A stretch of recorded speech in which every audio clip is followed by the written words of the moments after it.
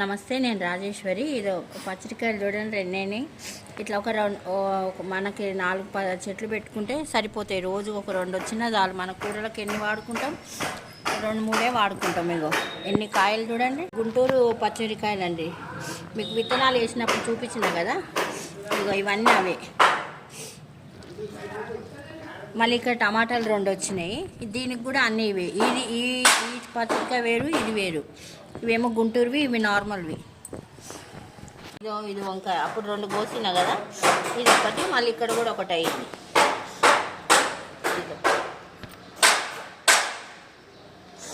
ఇట్లా రోజుకి మనకు 2. ఇక్కడ కూడా 2 ఉన్నాయి.